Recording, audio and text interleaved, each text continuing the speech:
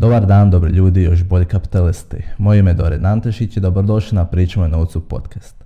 Danas pričamo o austrijskoj školi ekonomske misli i o value investingu. Gost je Pablo Yusta, on je investitor iz Španjolske Madrida, trenutno radi u osiguravajućem društvu te ima svoju privatnu investicijsku kompaniju. S njime ćemo pričati o važnosti primjene ekonomskog pogleda austrijske škola na value investing. Kako postati bolji investitor, te bolji ekonomist, prateći ta dva koncepta. Ako imate kakva pitanja, slobodno pitajte mene ili Pabla, rad ćemo vam pomoći i odgovoriti na bilo što. Pričat ćemo o članku kojeg je Pablo napisao tijekom razgovora, tako da ako želite taj članak, slobodno se javite mene, pa ću ja preko Pabla poslati.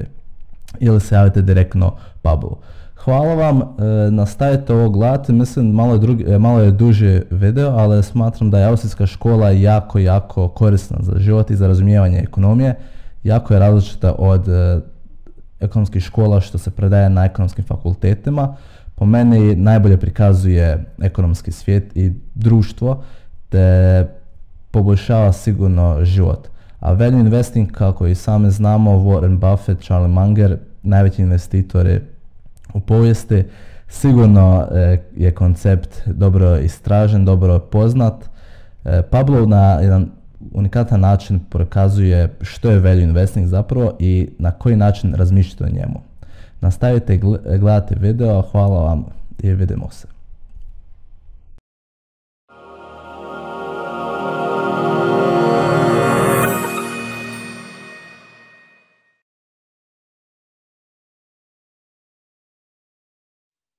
Hola Pablo.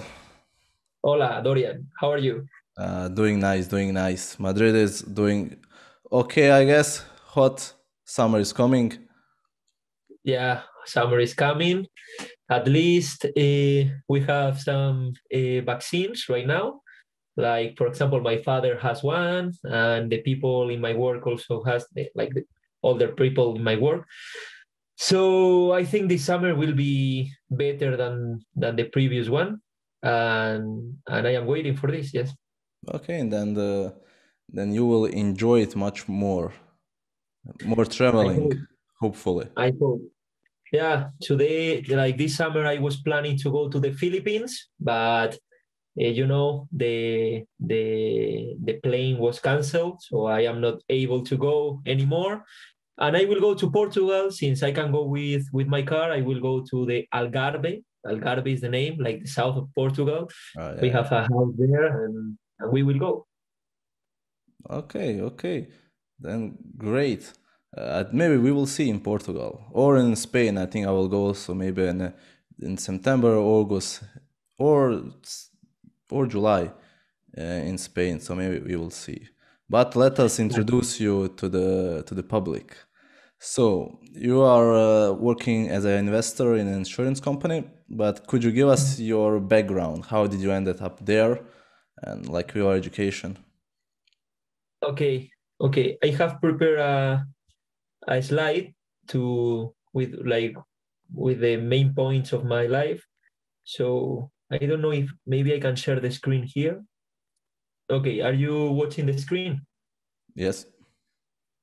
Okay, so this is me. My name is Pablo Yusta Pliego. Here in Spain, we always say the two short names.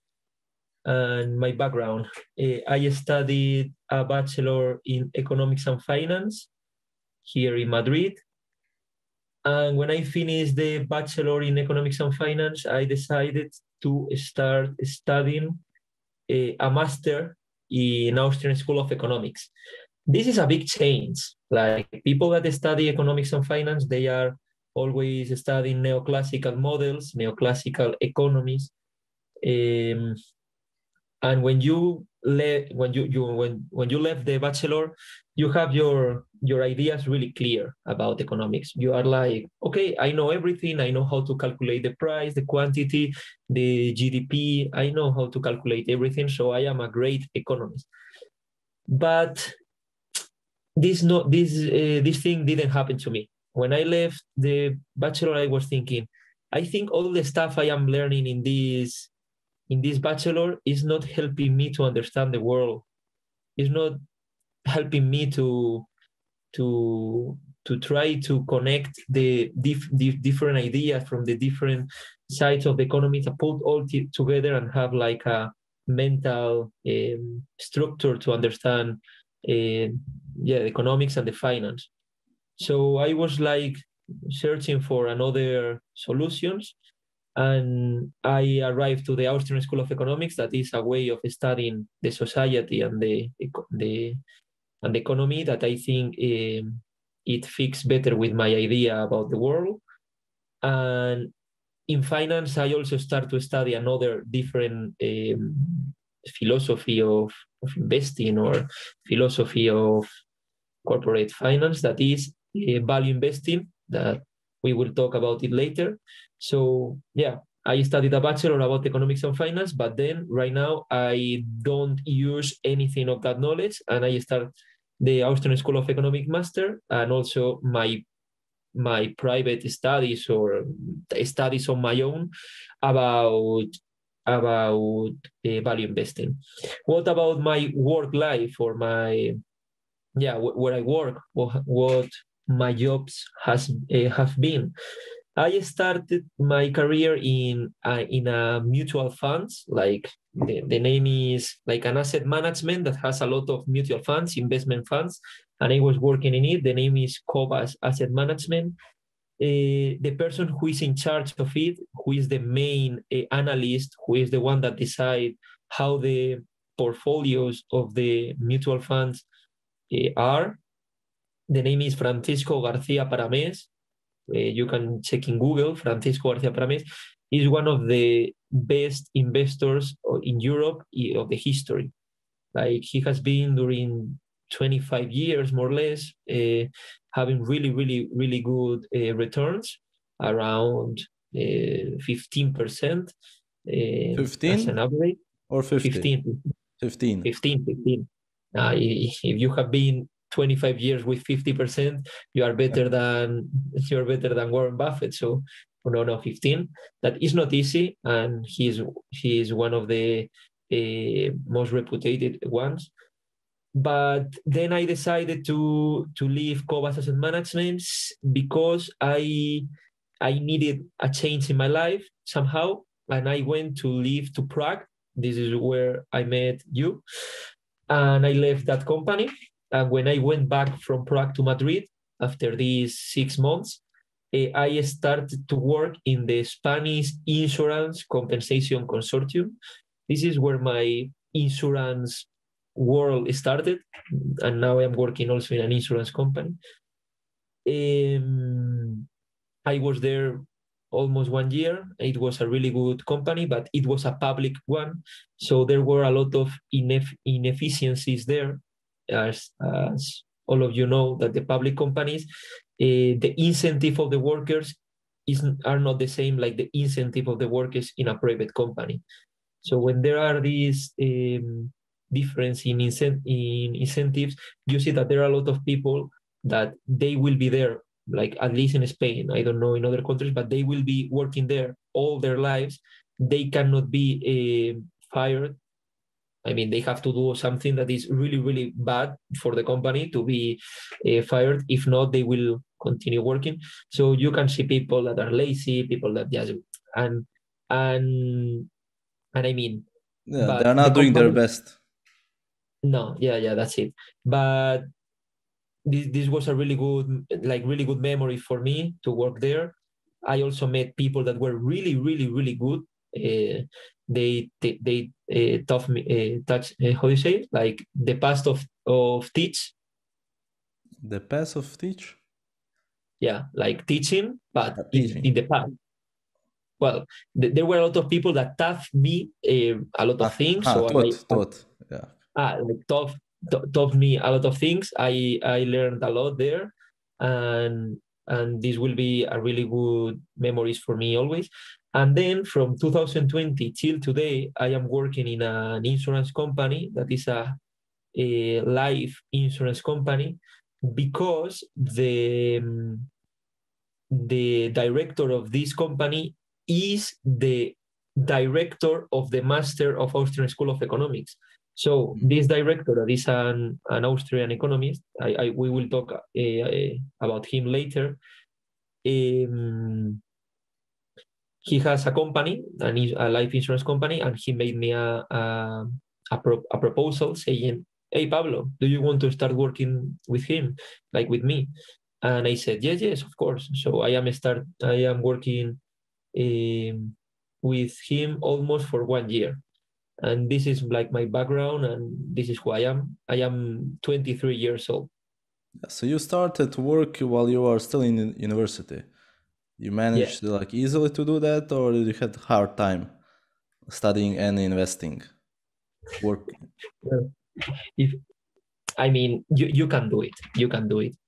Of course, you don't have a lot of free time if you do this, because I remember in the mornings I was going to the university, and on the afternoons, evening, I was in Cobas Asset Management, in that place. So it was not difficult because I can do both things, but of course you miss your free time. I didn't have a lot of free time, and this is the thing that you have to be able, like, the opportunity cost is you lose your free time. So it depends how much value you give to your free time, but everybody can do this. Oh yeah, that's sure. People are students. They want the student life, more or less. So the partying and all of that. So they think about work maybe later. If you had the opportunity to work in the investment fund, or did you went to seek it? You mean how I apply for that work, or how I went in? Yes. Yeah, so did you went to search for the job, or did it just happen somehow? Nah, I look for it. I like to be busy all the time. I think that when we are at that age, that we are young right now, and we have a lot of energy, we don't need to sleep really much because we are always with energy. I think we are able, like, to do a lot of stuff. If you are older, you are more tired. You are more tired in your life, so it's not so easy to do a lot of stuff. But when we are young, we can do it. So I start looking. I apply to 3 or 4 job offers, and one of it was, "Do you want to work in an investment fund?" I said, "Okay, let's go." And I applied with my phone. I went to the interview, and I said, like, hello, I am studying bachelor. I didn't finish my studies. I just have time during the afternoons and evenings, because in the morning I am in class. But the good thing about me is I am going to be really motivated. I want to learn a lot. I will be really focused on this work. I will be always available to help. Like, I try to persuade them, saying that I will be like the worker that every company wants, like a worker that is always happy. They will never have a bad word, and they say, okay, we want you because you are older, 18 years old. So perfect, we want you. And I start working there in Cobas. But like I said, I like to be like really busy because we are young. And for example, this thing I didn't say before, but well, I tell you, right now I work full time in this company of health insurance, but I also make my investments on my own with my own company. It's a small company with 2 people, like me and another person, and we manage our money and the money of friends and family. So we have like this small company also. And when I arrive home at 9 p.m., because I arrive home at 9 p.m. every day, I am from 9 p.m. where I have dinner, and from 10 p.m. till 1 a.m. I am 3 hours there also working. So this is my life right now. All day investing. All day working and learning. It's not just everything about investing, but yes, all day working. I like it. That's the true capitalist spirit. Yeah. So let's start talking about Austrian School of Economics. You know a lot about it. It is your favorite school. Can you tell us what is it? Okay, so we can go first with the Austrian School of Economics, but I want to do a disclaimer before we start this conversation, and is, please, if you're a person that you are interested in this video in Austrian School of Economics or in value investing, this conversation is not going to be like a conversation to have in your car there and you are like listening, or before sleeping you put your phone and you listen to the conversation. No. We need concentration because there are a lot of details, a lot of topics that I am going to talk about, and it's not going to be like an easygoing conversation. It's going to be with a lot of new information, and I don't want, because if you put there and you like try to get the concepts, maybe you're going to think this is really boring, I don't understand. But if you concentrate and you make this small effort, I think this is going to be useful. How useful? Because there are a lot of people that know about value investing. Well, not a lot in the financial world, but yes, there are a lot of people that knows value investing in the world. So you can talk with a lot of people about value investing. And you can talk about Austrian School of Economics with other people also. The thing I did is connect these two concepts, and this is more or less original. Of course, a lot of more people have talked about this, but this is not a thing that we are normally used to listen. And if you trust me a little bit, I think if you have this focus, or if you have these the Austrian School of Economics ideas in your mind, when you will start to invest, you will have an advantage respect another investors. If we take a person that has a master in finance from a business school of economics and another, probably these two guys are going to know more or less the same formulas, the same techniques, the same ideas. They're going to be like really similar. But a person that arrives and, hey, my way of investing is through Austrian School of Economics, of course it's going to be different. I don't know if it's going to be better or worse. Maybe it's worse, but at least it's going to be different. So if you trust me a little bit and you want to have a different focus, or is not focus, but a different strategy or way of seeing the analysis of investments, try to do this effort and try to understand a little bit this Austrian School of Economics ideas in investing.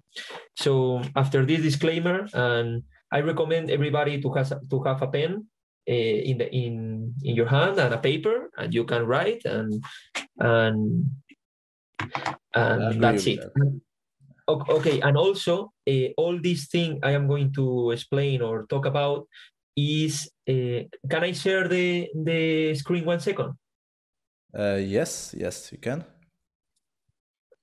Here, this is an article about Austrian School of Economics and value investing, an approach that I wrote, and is 60 pages, and it has all the information I'm going to say today it is in this article, more or less. So if anybody wants to go deeper to these concepts, they can ask to me or to Dorian about having this article, and I will send. This is not published anywhere yet, so you cannot find in the internet, so you have to ask us directly. Well, it will be published, but in Spanish, so better if you want in English is here. And okay, for answering your question, let's go. I have these slides prepared, so we are going to talk about Austrian School right now. Yeah, so do you want to ask again the question, or what is the Austrian school? Yeah, so the thing is, the Austrian School of Economics, it is not easy to define. We could define a school of economic thought, but it is not like this because it is multidisciplinary. We have authors in the Austrian School of Economics that are linked to psychology, to ethics, to morality. If we go years and years before, the like the main ideas of the Austrian School of Economics we can find in the Spanish scholastics. So it is also somehow related with, we can say, with religion and with a lot of stuff. So it is multidisciplinary. If you want to know about Austrian School of Economics, don't think you're going to focus on economics. You're going to focus on politics also, of law, of studying law and the rights of the people and all this stuff. So here I have a good definition of Austrian School of Economics. I like to have here the article because like I know where the things are, we can go faster, and it will be easy if somebody wants to read. This is the definition I most like about the Austrian School of Economics. This definition was made by Jesus Huerta de Soto, that is probably the most important Austrian economist in Spain, and also in the world is also really important. And the definition that he made is: the Austrian School of Economics is a humanistic and multidisciplinary school. So humanistic is really important. Why? Because it put the focus on the study of the economy in the human being, not in macroeconomics aggregate like the GDP, or the companies, as okay, we have the primary sector, the secondary sector, the third sector. We have to like to push the primary sector in this country, or okay, we have to do some politics about putting the employment higher or things like this. This is like the ideas that the Austrian School of Economics is not interested in. It is a humanistic school of thought. It means that it always has in mind the human being. We will go to that later. Multidisciplinary school, like I said, that develops its theoretical contribution starting from the human being, that is, from men and women as they really are. So as people like they are not going to make assumptions in the models. They're going to study the human beings like they are. And thus not focusing on a stereotype or a sort of robotic being, that is what the other school of thoughts do, that profit maximizing Homo economicus, who is in the main lead of the mathematical models of the different versions of the neoclassical school, from the neo-Keynesians to the Chicago theorists. According to the Austrians, that protagonist of all social phenomena is the entrepreneur, understood as the human being endowed with innate ability, both creative and coordinated at once, in order to discover the ends that are worthwhile and to act to achieve them. So, as we can see, the only thing that the Austrian School of Economics does is, okay, we're going to study the economics, so we are going to study the relationship of a change in the society, and this relationship of a change in the society are made by human beings. So we are going to study the human beings as they really are. In the second paragraph, it said, okay, this Austrian School of Economics that through an entrepreneur way of acting, they are going to achieve or try to achieve their ends, their goals, doing some stuff that we call means. So people, for example, I want to drink water, and the thing I'm going to do, if the bottle is here, is I'm going to put my hand here and I'm going to drink. This is the type of action that an Austrian School of Austrian School theory is going to study. So for me, Dorian, this is the definition of Austrian School, the most synthetic and precise one. And yeah, I think this is the best definition. Okay, so what would be then the main difference between like the Chicago school?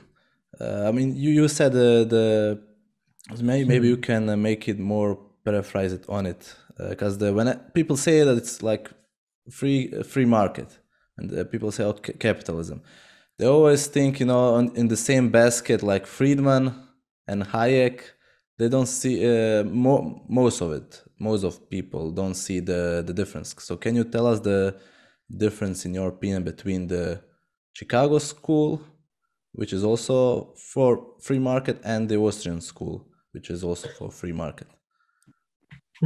Yes, if you focus on the ideas that everybody taught, probably they are really similar. But why, if they are similar, this professor Huerta de Soto is saying that they are not similar? You have to go a little bit deeper. How, for example, if you study the both school of economic thought from a methodological point of view, the method in social science is really important. In natural science, it's not as important because the scientific method is accepted by all the scientific. But in the social science, it's not as easy, because which method is the correct in social science? About that, there are a large discussion in the academia, but methodological, they are so different. The Austrian School of Economics has a method that is unique by them. I don't know any other school of thought that use it, and it is a prioristic point of view, the deductive point of view. So the thing that they do is they take an axiom, the name is axiom. I am going to explain briefly the methodology of Austrian School. An axiom that is the human axiom, that is a thing that everybody does. Everybody that is a human and they can act by their criteria, they are doing human action. And after this, they take a lot of laws. So, and also regarding to this, we can see that this axiom is true for all the people. And the other thing that they do is all the laws that we are having, for example, the law of theory of exchange that we have there, or the law of the social institution, that is also a law that we have there in the screen, and I am going to explain later.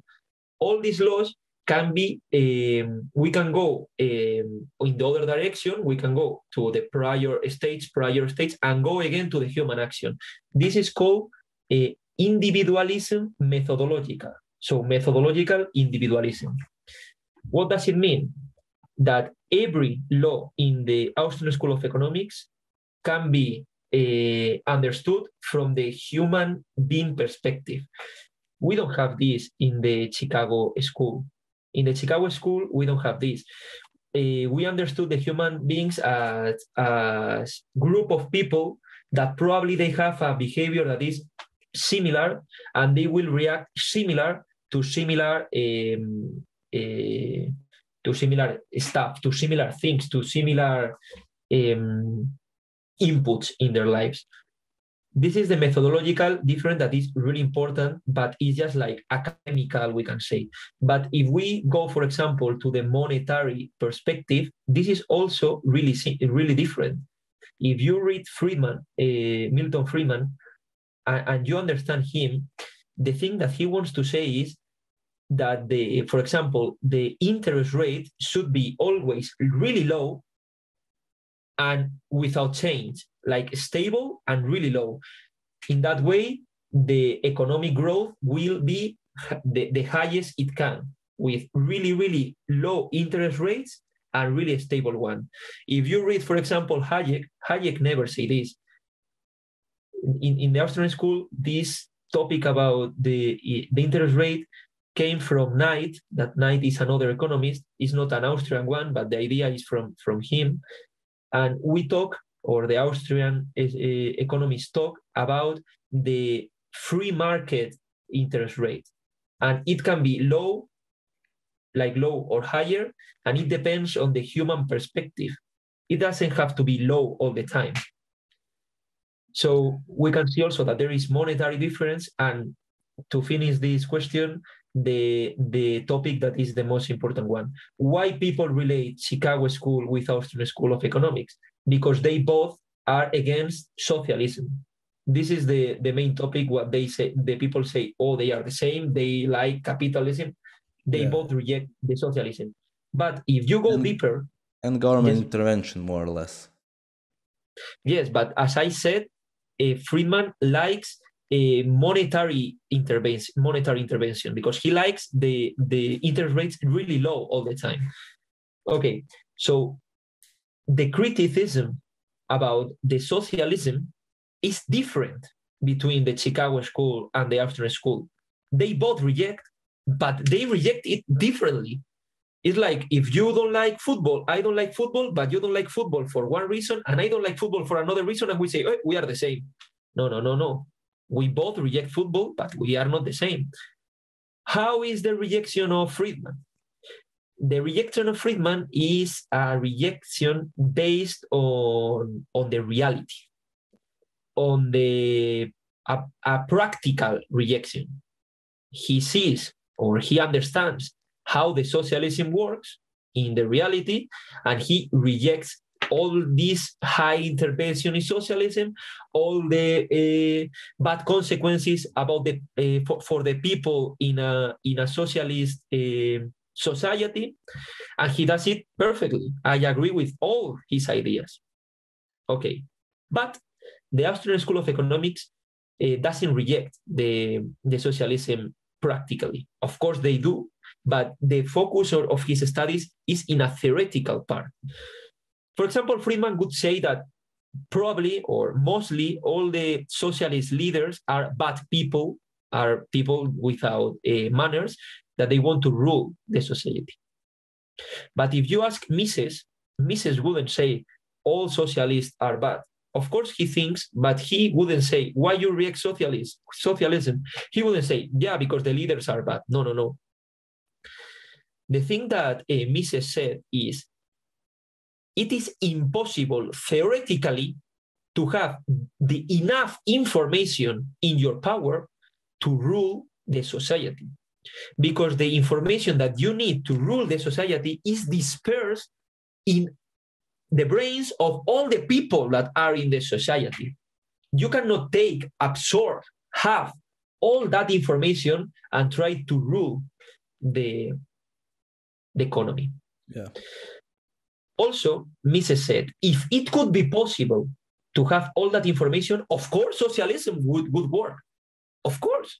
So the thing is, the rejection of socialism of Austrian School of Economics is deeper and is stronger, because Mises said, oh, okay, I have said before, if this information would be available, of course, we can rule the economy. Yeah, but Mises said, yes, but one second. This information, the problem that it has is that it's dynamic. It is a dynamic information. So if you have all the information in the world right now, like today at that time, in 3 seconds, new information is going to be created, and you need also this information in your power, and you will not have. And also Mises said, he destroyed the socialism, basically. He said, okay, let's suppose that we have all that information and we rule the economy. Okay, we are ruling the economy, doing well, but what is going to happen? Like, we have this high level of intervention in the economy, the information cannot be created and cannot be transmitted from one person to another. So if we don't have the new information because it is not created, at some moment in the future, this is not going to be an efficient system, because we need that new information that is creative, that is created by people acting. And if we stop that action, we will not rule the economy efficiently in the future. So the criticism of the Austrian School of Economics is deeper than the one of Friedman. Of course, we agree with Friedman, but this is deeper. And these are the main difference, briefly. What do you think? Which ones more people prefer? Like, who is winning in the debate? The Chicago or the Austrians? I think the debate that they have between them is more academical. Like, people in the streets, they are not concerned about this methodological method. I mean, between the economists more. who has stronger arguments. Well, these are two different ways of looking at the economy. The way of, okay, to answer this question, I think the best way is the following. If we take the ideas of the Chicago school and we design a society that works with these ideas, and we are going to take the ideas of the Austrian school and we are going to design society that works with these ideas. Okay, so if we take the ideas of Chicago and we try to make a society, the society is going to be really similar than the one that we have. Of course, the level of taxes would be really much lower. The level of intervention would be much lower. The freedom of the people will be much higher. And of course, for me and for other people, we would prefer to live in a society like that. So it is a thing that is more practical. It is easier to understand, and it is easier to apply to the reality. If we take the ideas of the Austrian and we want to project to the society, the answer is anarcho-capitalism. They will not be any state, they will not be any force of intervention, and this is not easy to understand by people. So if I say to my father, hey, Dad, do you know what is anarcho-capitalism? What? Anarchist? Anarchist is not possible. So it is not easy for people to understand. So probably for the public, the Chicago school is easier to understand, so people would prefer the Chicago school. But the stronger arguments are in the Austrian school, at least theoretical. So I would recommend people to have a look about Austrian school. Yeah, people, I would agree with that people are not informed about Austrians, so maybe that's why they wouldn't choose the Austrians, because the Friedman has a strong, he had a strong political and academic influence.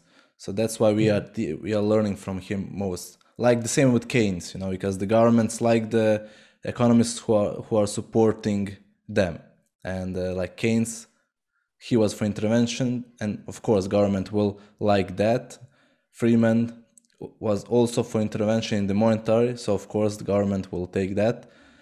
And unfortunately, the poor Austrians are not for any intervention, so of course the government doesn't like that, and that's why most of the faculties of economics are not teaching Austrian economics, because that's not what the people who are paying the faculties, which is the more or less the government, they don't want that. Okay, if you want, like we are saying that the Austrian School of Economics is normally not tough in the schools, in the universities, I can say the principles of the Austrian School of Economics if you want. Yeah. Do you want to share the screen or to stop sharing?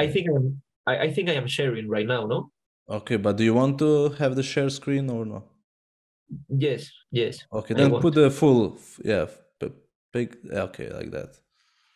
Okay, so we are going to talk about the 3 principles of Austrian School of Economics. As I said before, it is not easy because it is a multidisciplinary way of understanding the world, the economy.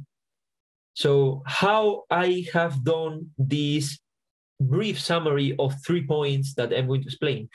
I took the first book that was created about this school of economic thought, that is Principle of Economics, written by Carl Menger in 1871. In that book, it is like the baby with the small ideas that after years and years and years, these ideas have been growing and making them older and bigger and more complex. But these 3 ideas are the main ideas that Carl Menger wrote in that book in 1871. So the first idea that the Austrian School of Economics is based on is the human action. What is human action? Like we said, human action, it just means that every person that they have conscious, that they can act because they want, they are acting all the time trying to achieve or trying to get something that we can name it some ends or some goals. I act to do something. I don't act just, okay, I like to move. No, I move to get something. And to understand this connection from the human being to their goals, we can have a theory of the human action, including all the, to say it in an easy way, all the psychological things that happen in the brain since we want something, we want this end, and we work or we act to get this end. This is the first thing. Also, Ludwig von Mises, another Austrian school follower, said, man himself is the beginning and the end of every economy. This is really important to understand for understanding the Austrian School of Economics. Man himself is the beginning and the end of every economy. We can see the importance of the human being as it is. What happened? If, for example, I want to eat, my end is to eat a hamburger. I like hamburgers and I want to eat a hamburger. What I'm going to do? Probably I don't have pigs or cows or animals in my house. I will go to a person that has these animals and they can prepare this meat for me. So I will contact that person that normally in these developed societies, it is a supermarket, but if we go to the ancient age, I will go to a person that has cows. And I will go to a supermarket and I will buy my hamburger. What has happened in that moment? I want a hamburger. The value that I give to that hamburger is really high because I'm hungry. And the person that has a lot of cows, he can do a lot of hamburgers. So the value that the other person gives to that hamburger is low because he has a lot of hamburgers. He wants to sell it to have money to buy other things. So there, the thing that is happening is it is an exchange. I give him money, in that case money because we have money, but if not, I can give another thing that I produce, and he gives me hamburgers, an exchange.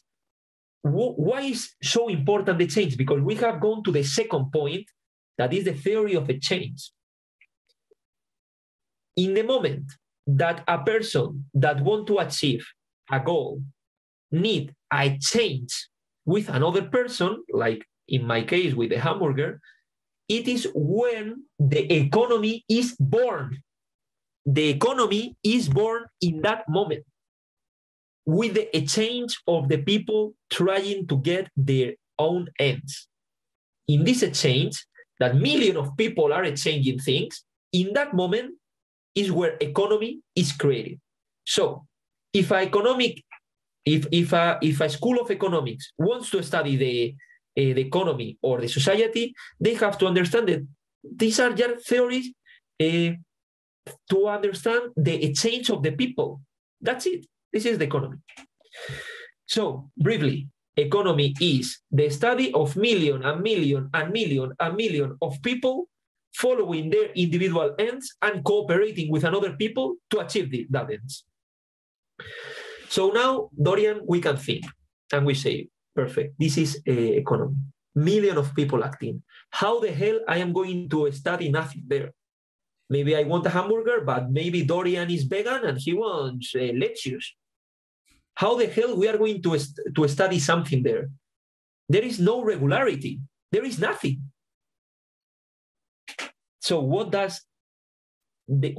is the easy answer? What does the other school of economics does?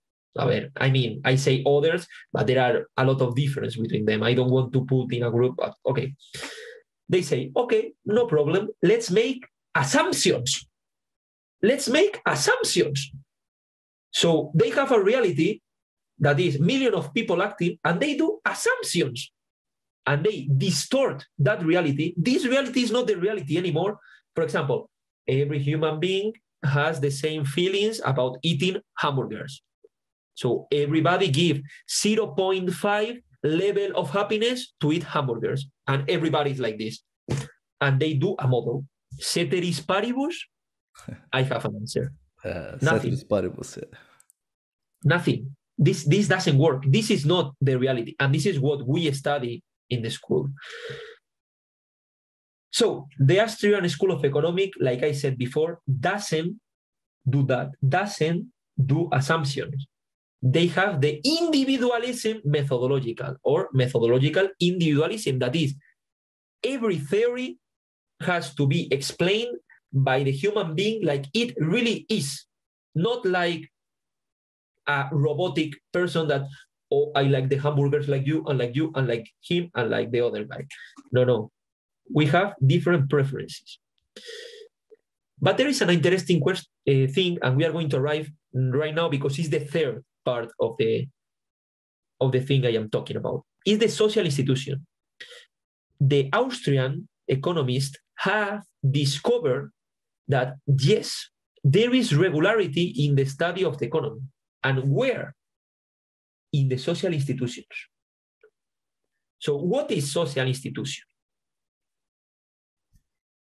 Social institutions are spontaneous orders that are created after years and years and years and years of evolution, but that they are not created by any human being in concrete purpose. What do I mean? If I put an example, everybody is going to understand. For example, the money. The money is a social institution. Why? Because it is a thing that has been created by years and years and years of evolution of the human being, but it is not created by one person. If I create right now one money, one coin, this is not going to be money because I want. It has to be money because a lot of people through the years start to recognize my money as the money. Another social institution. Language. Why language is important? Why language is there? It is there because a lot of people is using it through years and years of evolution. If I create my own language and I say this language is the one that everybody has to use, they will not use it. Of course, there have been a lot of people have tried in the history. People have tried to make their own language, like Esperanto. Yeah. And it doesn't Game work. of Thrones language also. Game of Thrones, or a lot. And another other social institution like markets, like morality or costumes or morals, like the law, like the family. The thing is, when we try to understand the society and the economy that is the same, we don't have to make this distinction. Oh, I study social science, so I am just focused on society. Oh, I am economist, I just focus on economy. No, it's the same. The thing is, if you study the economy or the society, you are going to detect some social institutions that are creating with the time and the time and the time. And you can analyze that social institutions to understand better the economy and to try to make better predictions of your economic models. So could you tell us the main representatives of the school? This is my article again. As we can see here, I have a footnote and I explain the origins of the Austrian School of Economics. And here we have some names of important Austrian School of Economics that we have in this field. For example, Karl Menger, that is the founder, the one I said I based my 3 principles on. Eugen von Bauer, probably the author that made the biggest contribution to theoretically reject the socialism, Ludwig von Mises, probably the most important Austrian, Friedrich Hayek, Nobel Prize, also really important in psychology, Murray Rothbard, American Austrian school economist, Israel Kirchner, really important, focused on the entrepreneurship, Peter Boetke or Jesus Huerta de Soto. These three are probably the most important ones that are in the world right now. And which is your favorite? In general, doesn't have to be from those. Yeah, of course, all of them are really important and they have influence on other ones, like I said in the same footnote, some some lines under this. I think my favorite, or the one that I have followed more, is Jesus Huerta de Soto. Why? Because he's Spanish. Second, because he is the director of the master, and I am in contact with them today because I work with him. So I am always reading his books, his new articles. So it is the one that is more familiar. So I would say Huerta Soto, but I am biased. I am really biased in this decision. So I don't know, but I would choose Huerta Soto. I understand. I would also recommend for you to read Saifeddin Ammous. He's a Lebanese economist.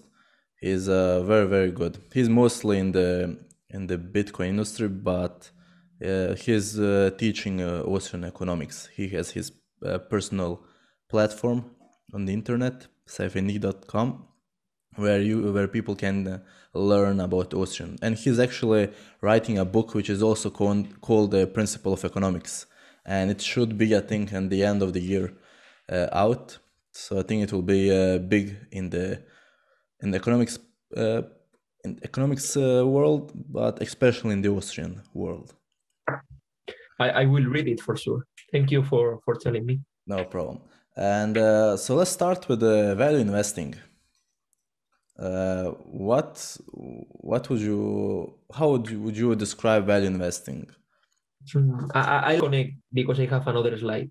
So I like your way of presenting the topics, because we have a topic of conversation that is not easy.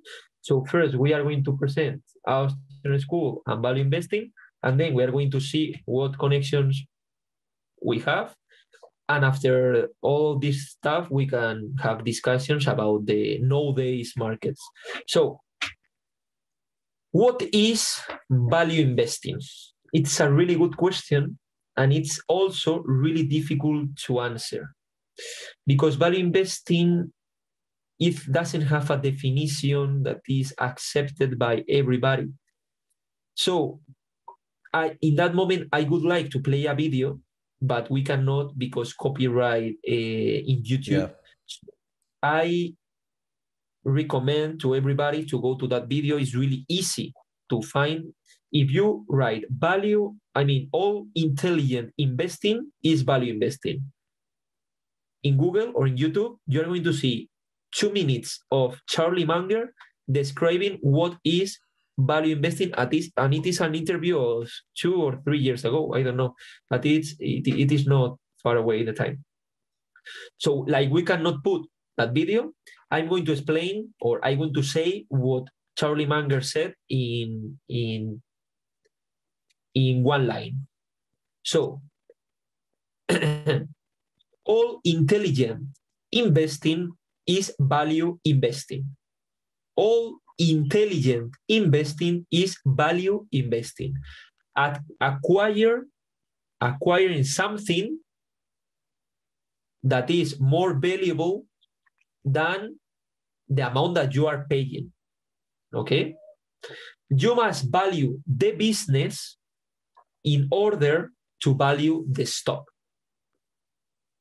So this is the definition I like. All intelligent investing is value investing. So you don't need to invest in really, really undervalued companies to do value investing. You have to use your common sense, your fundamental ideas, and you can do value investing. It is not a small concept. It is bigger. So this would be my definition, Dorian. Okay, and what would be the main principle of it? Like, how would you apply it into investing? Again, it is difficult to have some principles. I am going to share my screen, and we are going to see the 3 principles I chose. From where I took these 3 principles, as I did in the Austrian School of Economic Explanation, I took a book that it is not, well, probably it is the first one about value investing. There is a previous one that the name is Security Analysis that is also the same author, that is also more or less about value investing, about this intelligent investing. But these 3 concepts are in the book that the name is The Intelligent Investor. The Intelligent Investor is a book known by a lot of people, written by Benjamin Graham, probably the first value investor, even if he didn't use that name, because he always talked about intelligent investing, not about value investing. But he, in this book that is also really, really wide, really big, these 3 concepts are the main ones. So I am going to explain these 3 concepts. First concept, margin of safety. What is margin of safety? Okay. When we try to invest in a stock, we are going to say a stock all the time, but you can imagine of another financial asset like bonds or derivative or cryptocurrency or whatever you want. I'm going to say stocks all the time because it's the thing I am most used to invest in my personal life. So what is margin of safety? We have to, when we see a stock, we have to see 2 different prices in the stock. One price is objective. It is the price that everybody can see. If right now I take my mobile phone and I look for Apple stock and I see what is the price of the stock of Apple, and you do the same, Dorian, in your home, you and me, we are going to see the same price. So first idea, the price, and it is objective. It is not the price that I like or that I see, and it is not the price that you see or you like. It is the same price to everybody. Second concept, it is, we can say the intrinsic value or the objective value. But what happened with this? We call it objective or intrinsic value, and it is subjective because the intrinsic value of a stock for you is different than the intrinsic value of a stock for me. So even if the name is intrinsic value, that it is like, oh, something that the stock has inside, or objective value that is objective, no. It is subjective.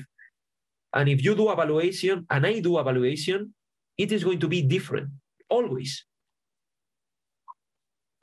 So these 2 concepts, first price, objective, second, intrinsic value, that we are going to call subjective value. We have the price and the subjective value. So what does margin of safety mean? If the price is here and my subjective value is here, for example, $30 per share is the price, and my subjective value is $15 per share, we have a margin of safety that is wide, but is negative. Because the price that we think that this stock should have is below the price that it has now. The thing that we do when we are looking for stocks is like this. The price is 30, but our intrinsic subjective value is maybe 30. So we have a margin of safety of 100% from 15 to 30.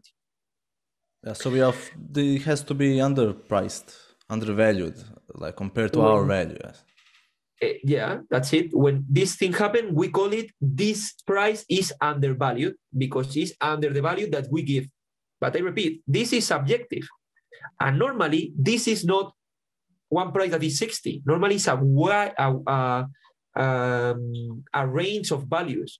For example, I say that Apple, the range of values, this is not true, but maybe it's between 150 and 160, and maybe the price is 100. Do you understand that it's not a price that I give, but a range of prices? Okay, so we understand what is margin of safety. Then we say, okay, I want to invest in Apple because I think that the subjective value that I give is higher than the price that it has. What is the next step? We have to go to the market. But wait, how would we analyze if the value of the stock?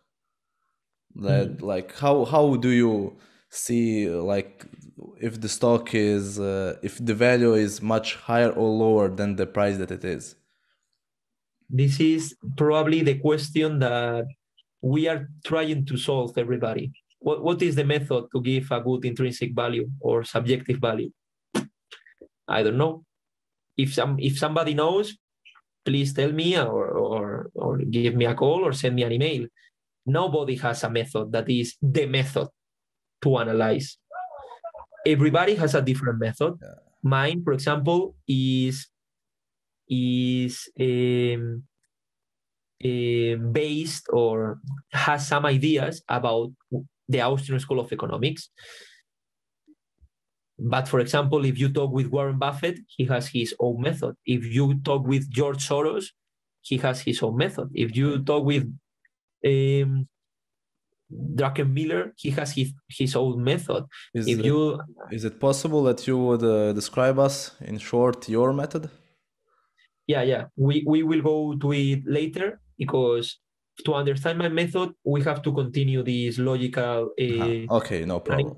And we are going to see the Austrian ideas there. Yeah, no problem. Okay, we can continue with the Mr. Market. So this is the next step. Once we have discovered this intrinsic value that is higher than the price, that this thing we are going to talk later, how to have a good method, to have a good strategy to get this subjective or intrinsic value, we go to the market and we want to invest. What is happening when you try to invest? The thing that happens is that the price that you get, this price that you know, sometimes is higher, sometimes is slower. You don't know where it is every day. I mean, if you go to your phone or to the stock market and you see it, you know what is the level right now, but you don't know the level of tomorrow or 2 days after tomorrow. So in this intelligent investment, the Intelligent Investor book, we have a good description of the concept of Mr. Market parable. But on a letter to shareholders of Warren Buffett, it makes a better description that I like more, and I would like to read. That is also in the article. Here. So Warren Buffett explains the concept of Mr. Market parable in that way. Benjamin Graham is the author of The Intelligent Investor. Ben Graham, my friend and teacher, long ago described the mental attitude toward market fluctuation that I believe to be most conducive to investment success. Okay. He said that you should imagine market cohesions as coming from a remarkably accommodating fellow named Mr. Market. Okay? So the prices is the intrinsic value, we would say, or the subjective value of this guy that is Mr. Market. Who is your partner in a private business? So imagine that, for example, Dorian and I, we have a company and we are partners. He has the 50% of the company, I have the other 50%. Without fail, Mr. Market appears daily and names a price at which he will either buy your interest or sell you his. So imagine Dorian and I, we have the company, and every day I arrive, I am Mr. Market, he is not, and I say, hey, Dorian, I sell you my part by 25 euros, or you can sell me your part, or I buy your part at 24. Even though the business that the two of you own may have economic characteristics that are stable, this is what happened with the companies, even if the company of Dorian and I is the same today than tomorrow, it's not going to change a lot. Mr. Market cohesions, my cohesions, will be anything but. 4, sad to say, the poor fellow has incurable emotional problems. This is me. At times he feels euphoric and can see only the favorable factors affecting the business. When in that mood, he names a very high buy-sell price because he fears that you will snap up his interest and rob him of imminent gains. So in the days that I am really happy, I will say, Dorian, I buy your part at millions of euros because our business is fantastic. When the business is the same as yesterday, but I have this euphoria. At others, he is depressed and can see nothing but trouble ahead for both the business and the world. On this occasion, he will name a very low price since he's terrified that you will unload your interest on him. So when I am sad or when I don't like my day, I say, I sell you my part by, you give me 10 or 15 euros, it's okay, I don't need more. And it is the same as yesterday. Mr. Market has another enduring characteristic. He doesn't mind being ignored. So if Dorian say, this guy is crazy, I'm not going to respond to him, I don't care. I am Mr. Market and I don't care. Because now, if his question is uninteresting to you today, he will be back with a new one tomorrow. So tomorrow I will come back to our company and I will say, hey, I sell you my part and I buy your part for another price. Transactions are strictly at your opinion. Under this condition, the more manic depressive his behavior, the better for you. So we have understood the Mr. Market part. And we have to understand that this price that we have in the margin of safety sometimes is lower and sometimes is higher. Probably your intrinsic value is not going to change a lot because the subjective value that you give to the company is based on the fundamentals. We're going to talk about that later, but it's going to be more or less stable because the company doesn't change a lot, but this price is going to change a lot.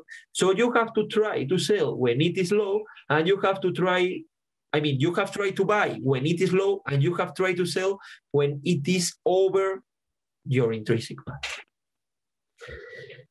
The third concept is the entrepreneur investor. What does it mean? And this is a big connection with the Austrian School of Economics.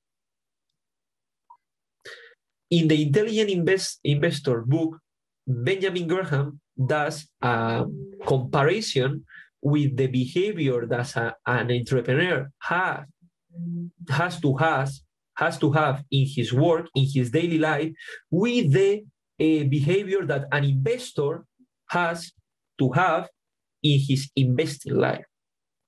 What does it mean? Investing, listen to this, investing converts us in the entrepreneurs without the need of having a business. When we invest, we are becoming entrepreneurs of a business. We have to understand the business if we would be the directors of that business. If I invest in an insurance company, I have to understand how the insurance company make money. And I have to detect the competitive advantage of this insurance company to another. So it's really important to have a mindset of being an entrepreneur when you are investing. Yeah, that's Benjamin like Graham. the Buffett is also saying like when you invest, imagine that you are the owner because you are actually the one of the owner. You are buying the companies, at least like one brick of the company, but you are owner of that brick. Of course. So Warren, like you said, Warren Buffett said, Benjamin Graham said, and the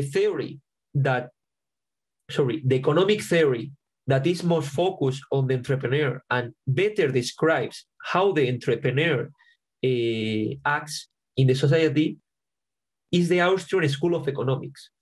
So here is the first idea that can tell us, wait, if it is important to behave like an entrepreneur, we should maybe, if we learn some Austrian School of Economics, we can make better decisions in investing. So this is the 3 principles I would like to say about value investing. So now let's connect those two. The first connection is the entrepreneurial part that you said. So what would be the other connections? There is a really interesting academic debate about if value investing and Austrian School of Economics can be related or not related based on the principles of these two philosophies or these two ideas. As we can see, the entrepreneurial way of seeing the world is shared, but there are another stuff that it is not linked really good. So the academic debate, it has a lot of articles of a lot of economists and investors that are saying some that they agree, they don't. And the thing I did in my work is to make like a summary of all the ideas that I have read. And these are, for example, this table is about things that they have in common, that they are similar. And for example, this next one table is things that they don't have in common. But in the article, I explain how they can be related. So after this parenthesis about that the academic debate is really interesting, it will not help us in our investing method, but it is interesting to set your ideas clearly. If somebody's interested, I would recommend to follow. So what things do they have in common, or what things they can influence each other? It's a really open question also, because there are a lot of things that they can help each other. So like we don't have a lot of time, the thing that I'm going to do is I'm going to try, like we were talking before, is there this intrinsic value or this subjective value that we try to guess? The thing that we have to do is have a good method, a good strategy to invest. And I'm going to explain some Austrian theories that helps me in doing my method. Of course, my method, it has a lot of ideas, not just Austrian, a lot of financial ideas, economics ideas of another economists that are not Austrian. But in this conversation, I'm going to explain some Austrian theories that will help us to invest. Like people probably that are watching this video, they are not used to know about Austrian economy. The thing I'm going to do is I'm going to say the name, I'm going to explain briefly, but not so deep. So if somebody wants to know it deeper, he has the article, and I'm going to explain how it can help us. So for example, this first theory, the theory of human action, can help us really well because we can detect from where the stock value comes. This stock value, why stock is more or less valuable, I'm not talking about the price, but about the value, about if it is more or less interested to invest in. It depends if we go prior points to the human action, again, to the human action of that the Austrian School of Economics describes. And this is an scheme that we can see that from the human action, we could guess what is the stock value.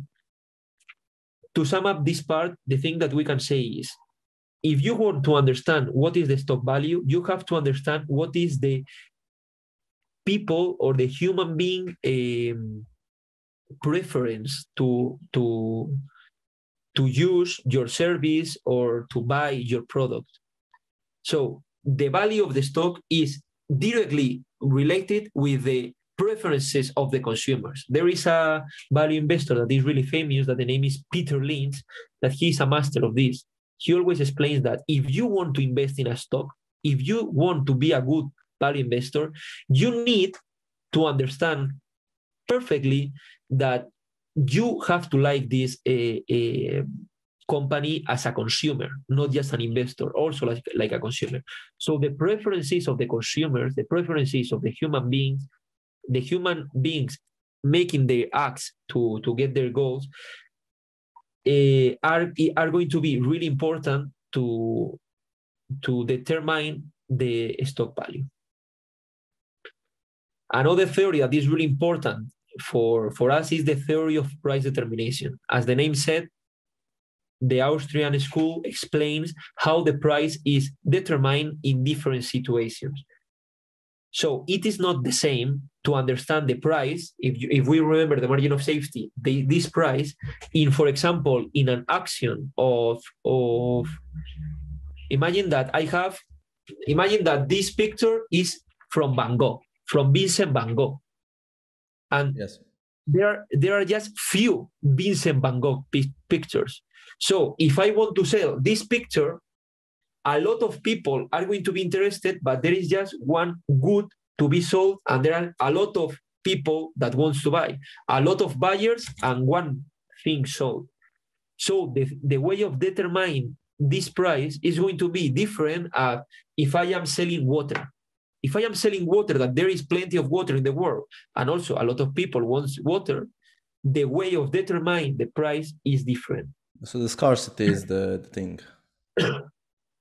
Sorry? The scarcity of things, that there are not too many of them.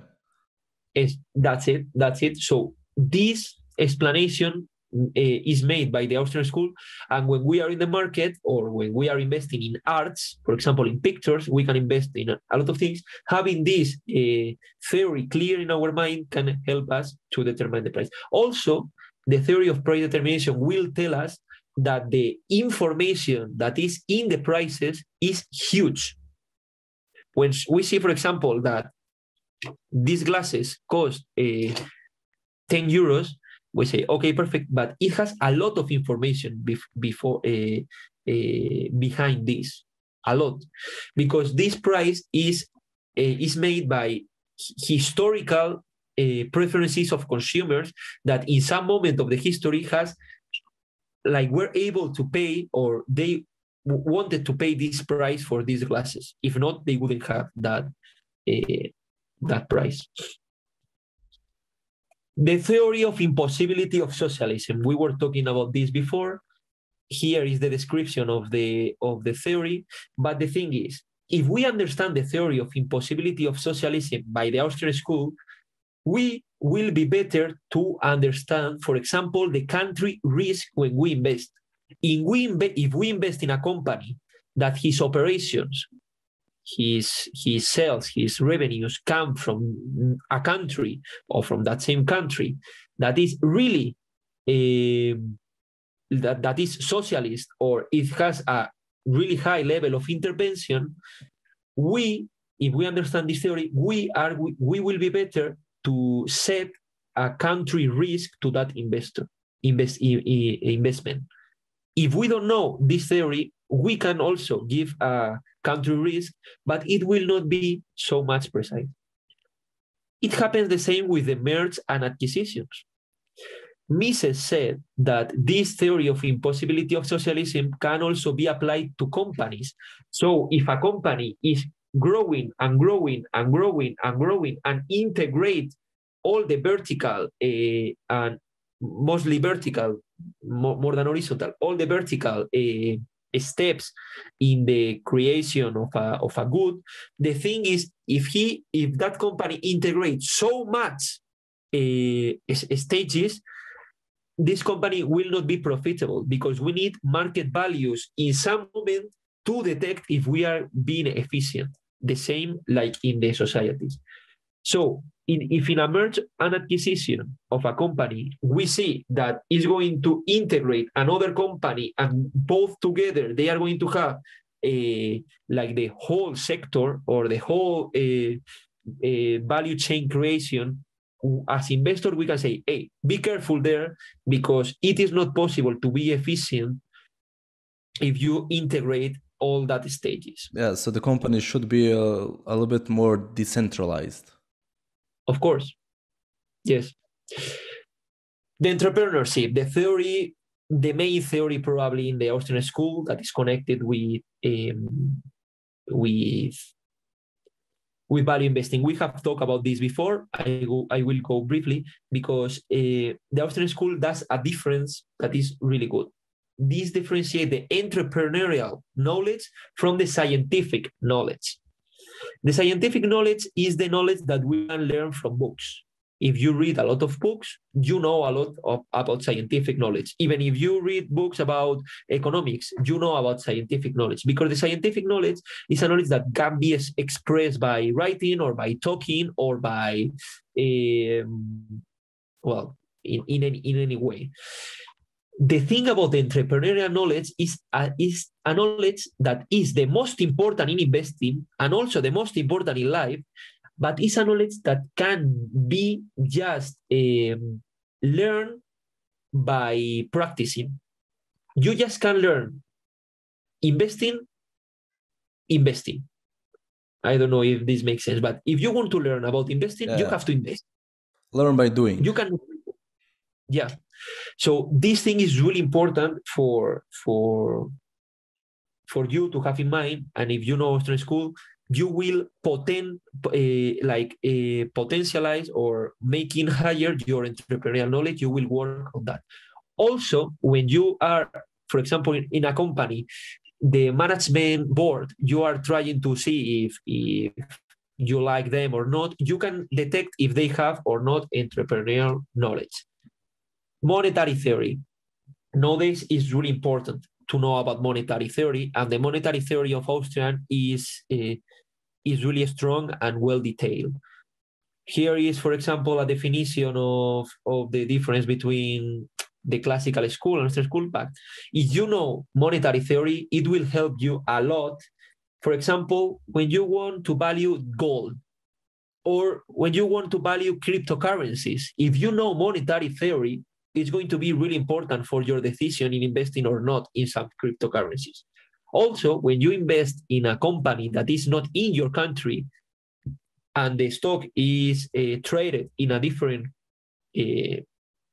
currency, and you know monetary theory, if that country is creating a lot of money or it's manipulating the currency or whatever, and you know monetary theory, and you know the problems that this can have in the future, the level of exchange risk that you're going to give to your investment is going to be more precisely. The theory of capital. This is really important also, because the goods that that the company creates are not goods that they are created at that moment. They need some orders or some stages or some different stages that they need their time. So what happened? If we understand the theory of capital, we are going to understand two things. First, every investment needs time. Needs time to go through different stages and get the last result. This is an example. The thing that we have in the board is an example about a fried egg and all the orders or all the stages. But it happens the same with companies. So when we are, for example, analyzing the ROIC or the capital allocation of a company, we have to understand that if a company makes an investment today, probably the results comes later because we need stages that takes their time. And also, it is really important to understand the theory of capital to detect the companies that are near the final consumer, for example, cars, and the stages that are more far away from the final consumer, that are, for example, the minery company that extracts the iron to make the car. So these companies, the thing that happened with these companies that are not close to the final consumer is that, for example, imagine that nobody wants cars in some moment of the history. And I am that company that I am selling cars. My company is going to disappear because nobody wants cars.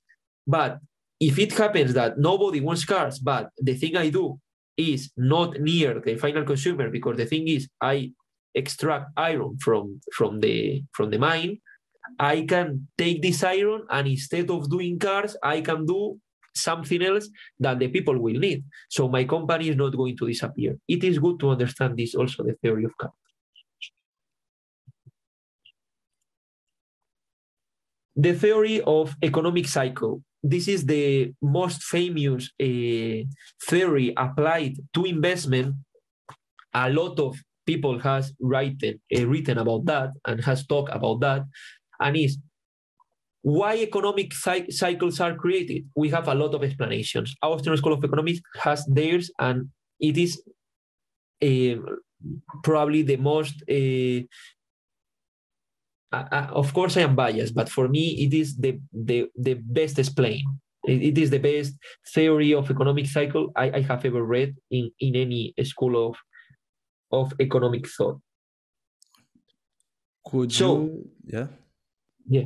No, so the thing is here in this slide, if you are watching in YouTube, you can stop and you can read.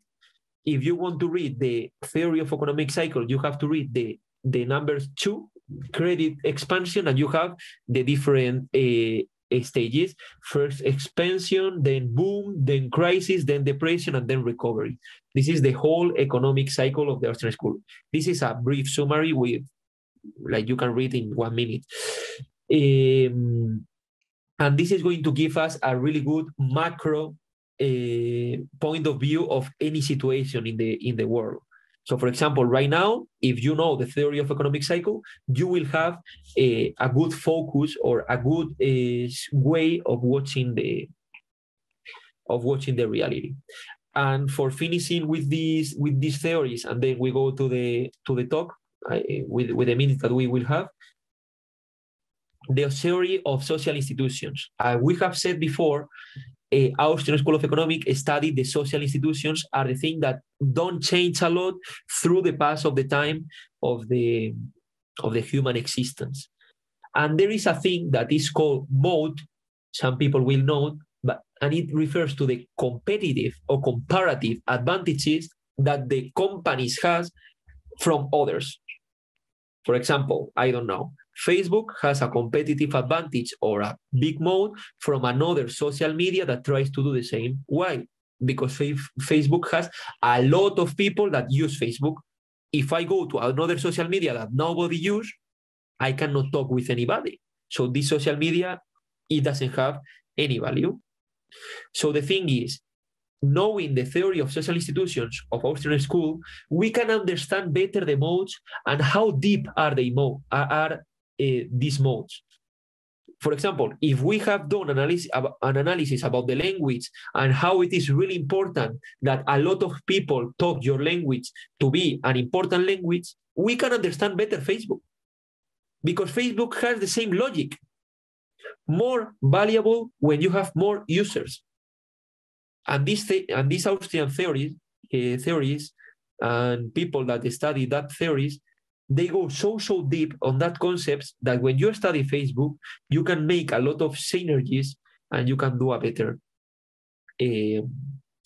analysis. Yeah, that's the similar thing with the cryptocurrencies like Bitcoin.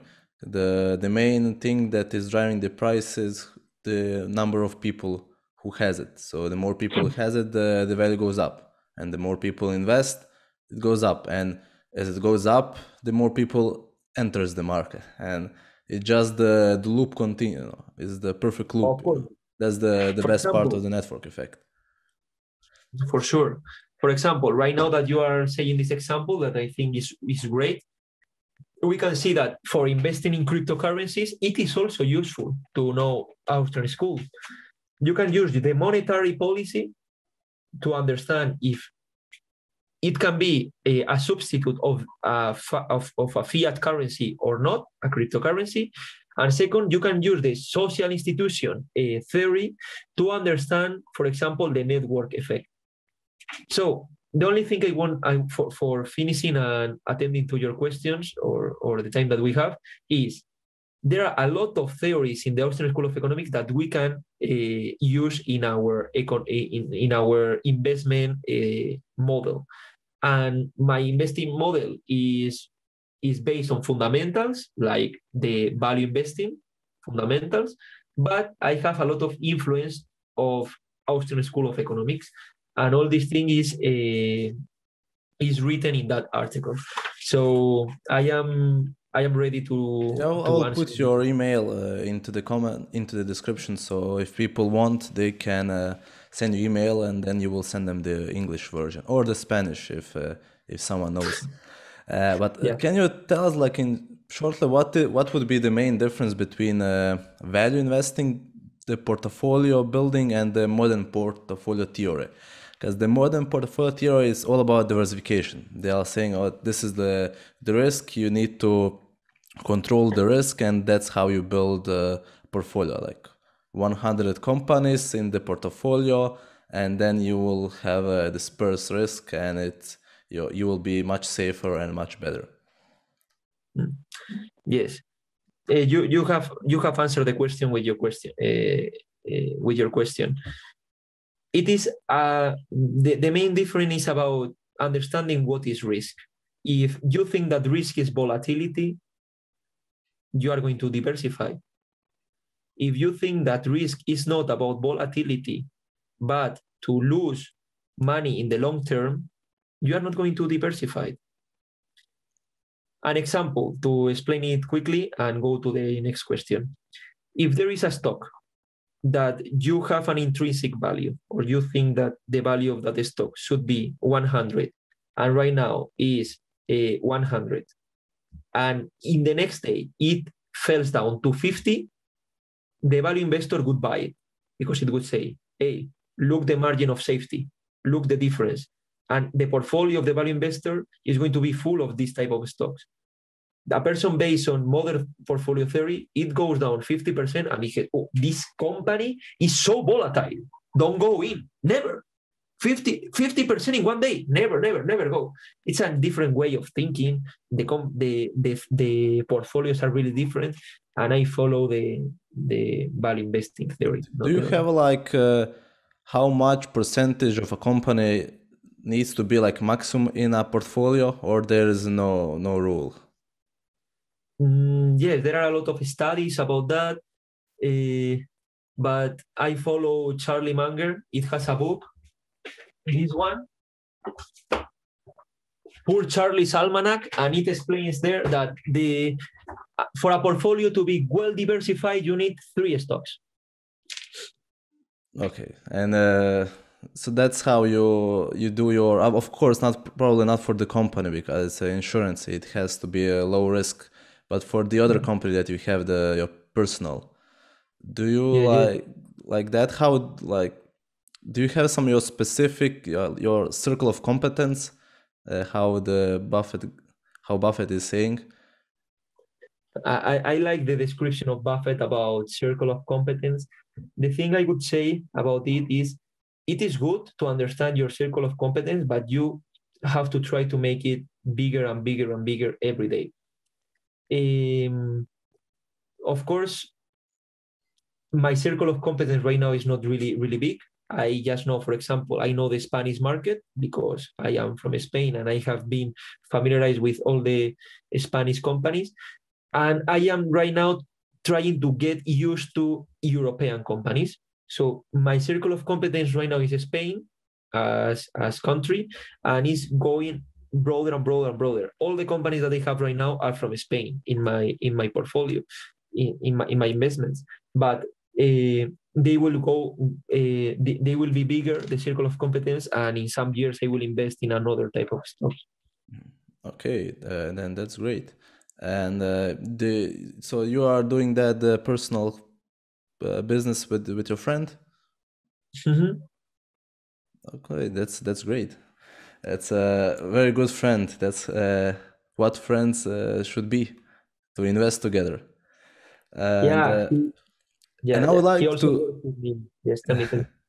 And I would like to ask you for the end, like many people, especially students now, think that with investing you need to be high in mathematics, advanced mathematics, the algorithm trading. What is your opinion about that? Really good question.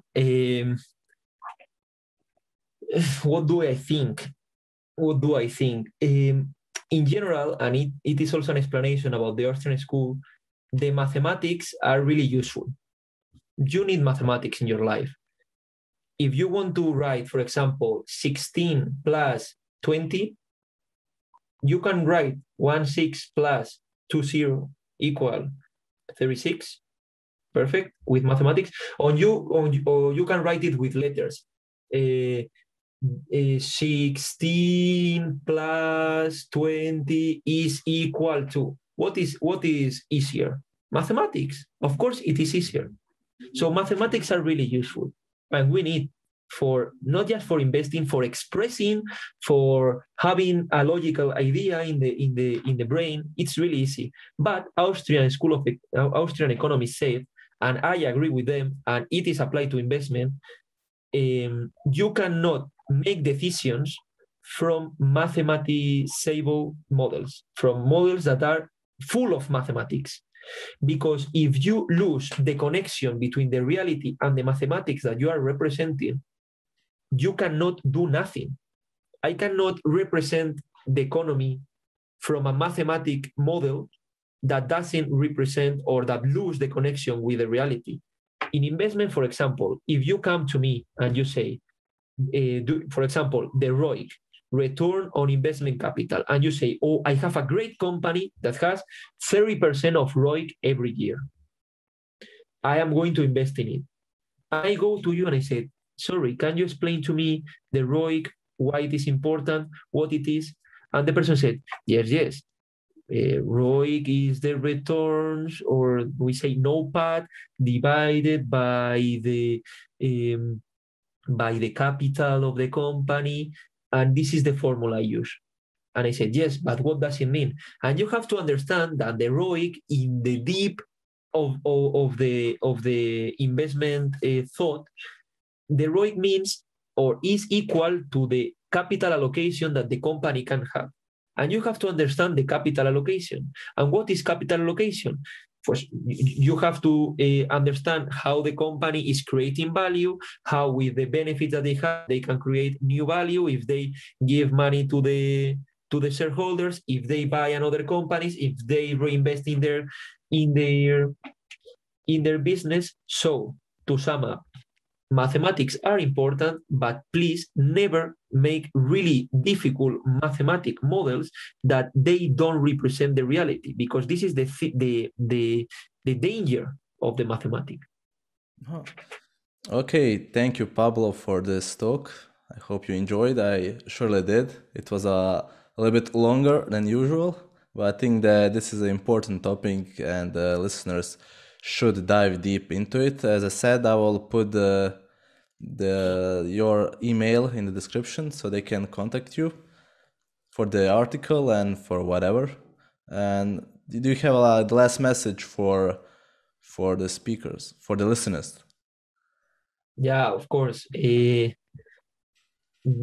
is like the Maslow pyramid. But first of all, be healthy, take care. I don't know, try to be in good shape, do sports. This is really important in life. And with the coronavirus, try to be healthy and all this stuff. And then after this, invest money. Try to invest your money. Try to first save money and then invest money. In the world that we live, that we are in an inflationary world because the monetary control is of the central banks, and the central banks are just interested in putting more and more money in the economy. The thing that is happening to us is, if we are normal people, if we are people with our dreams, and we have the money in the bank, and we wait, and we have the money there in the bank, the thing is that with the inflation, we are losing our money every year, and we don't know this. So please, if you don't want to lose your money, for example, in the last 60 years, from my dad is 60 years, if he would invest money when he was born, and now he would lose the 90% of his money because of the inflation. 90%. If you have 10 euros, it's like if you have one.